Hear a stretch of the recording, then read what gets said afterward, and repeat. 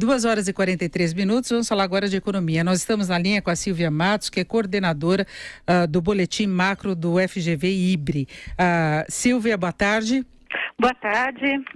Bom, Silvia, você divulgou um estudo exclusivo apontando aí as dificuldades de economia brasileira voltar a crescer de uma forma mais substancial. Economia brasileira que não conseguiu deixar para trás tudo o que perdeu durante a recessão econômica e pode continuar ainda nesse ritmo fraco, sem conseguir se reorganizar para valer por mais algum tempo, não é?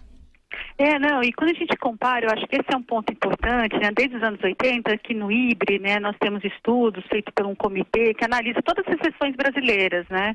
E nos anos 80 nós passamos por recessões longas, como a última que ocorreu, né? Chegamos até 11 trimestres de recessão lá no período de 89, final dos anos 80, início dos anos 90. E é interessante que mesmo nessas recessões longas, 5 trimestres, 7 trimestres depois, a gente já estava pelo menos recuperado o que havia perdido. Quando a gente compara nessa última recessão, que começou lá em 2014 e terminou em 2016, uma recessão longuíssima também de 11 trimestres, nós só crescemos até basicamente o primeiro tri, pensando agora no segundo, muito pouco, 2,7%, 3%. A gente perdeu mais de 8%. Então, nesse ritmo, né, nessa conta que a gente analisa, poxa, a gente demoraria mais 3 anos, no mínimo, né? Então, acho que esse é um ponto importante. Além de passar uma recessão longuíssima, né, recentemente, a gente está demorando muito e estamos ainda muito distantes de recuperar tudo que perdemos. Isso é muito triste. E este ano, em particular, está decepcionando muito, porque no ano passado ainda se tinha dificuldade de reverter a recessão de fato.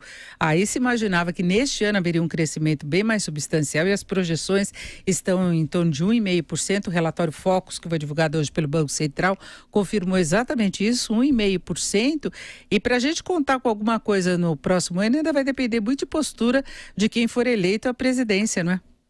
Com certeza. Eu acho que, né, a gente tem observado revisões expressivas, não só para esse ano, mas para o ano que vem também, né? Eu acho que havia pelo menos uma expectativa de um crescimento mais próximo de 3%, né? Principalmente o mercado se animou bastante no ano passado, que esse ano seria bom, e o ano que vem também, né?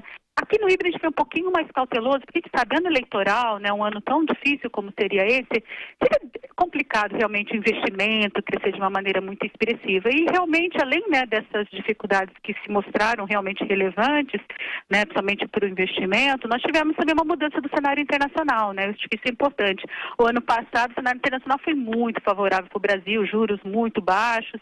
E agora realmente, né, a gente sabe que quando a maré baixa, né, quando, né, os emergentes mostram aí, né, uma dificuldade maior de atrair, né, recursos estrangeiros, quem está com mais fragilidade, né, aquele país com mais fragilidade, sofre mais, né? A gente tem visto a Argentina sofrendo bastante e o Brasil, não por questões, né, externas, porque a gente não tem dívida externa, a gente está sofrendo também porque a gente tem uma questão fiscal aí muito complicada, fazendo com que o juro, né, de longo prazo, o juro real, continue muito alto, mesmo com juros de curto prazo muito baixo. Então, acho que essa é uma questão importante, que essa fragilidade fiscal aí, ela realmente atrapalha muito, não só, né, para todo mundo, atrapalha realmente a capacidade, né, do governo de poder fazer decisões de investimento, por exemplo, que estão nos piores níveis históricos, o setor público não tem condição de investir, o setor privado também não tem condição de investir, porque o juro, né, da economia fica muito elevado, nesse contexto, né, de situação fiscal, com uma dívida crescente, e o risco país, que poderia ser muito mais baixo, muito mais tranquilo, menos incerto, também que acaba se elevando. Então, acaba meio prejudicando e tornando um crescimento muito baixo por um bom tempo.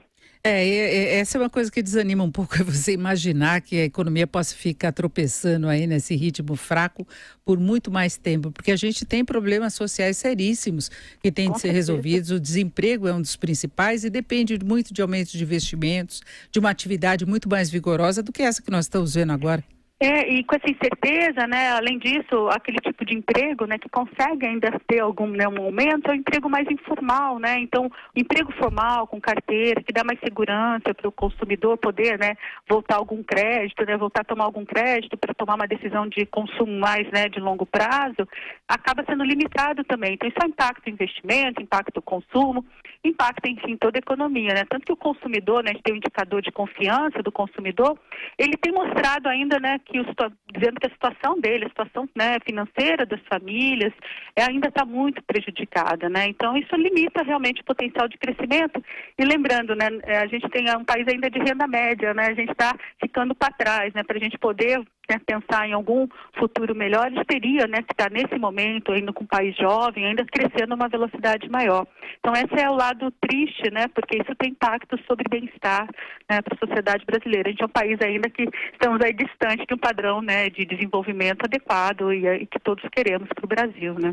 Agora, Silvia, diante de todos esses problemas que nós ainda temos nesse processo de retomada da atividade, você vê alguma condição de uma política econômica mais eficiente, conseguir produzir resultados melhores do que esses que são esperados agora, a partir já do ano que vem? Porque, por enquanto, a projeção média é de um crescimento em 2019 de 2,5%, desde que o próximo governo consiga lidar bem com essa questão da confiança, por exemplo, avançando com as propostas de ajuste das contas públicas, criando um ambiente mais favorável para a retomada de investimentos empresariais, investimentos em infraestrutura. Agora, você acha que essa política teria condição de repente, provocar uma surpresa em termos de crescimento?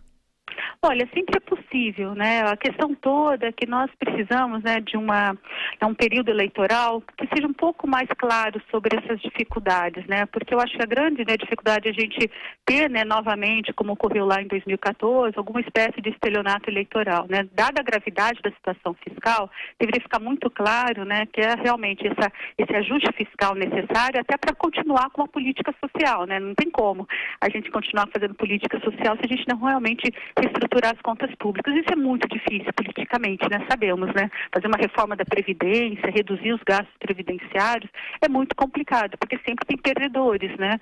E tem que ter muita credibilidade política para isso, né? Então, claro, uma eleição permite isso, né?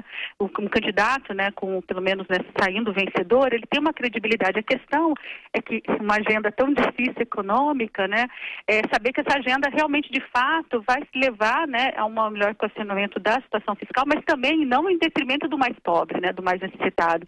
E não é só por questão previdenciária, tem questões todas das distorções geradas por desonerações tributárias, né? O Brasil é muito campeão nessa questão, né? Só que a gente sabe, a gente tem visto recentemente o Congresso, em qualquer oportunidade, querendo novas desonerações, né, que não levam ao melhor da economia como um todo. Então isso é muito difícil, né? Não acho que é fácil.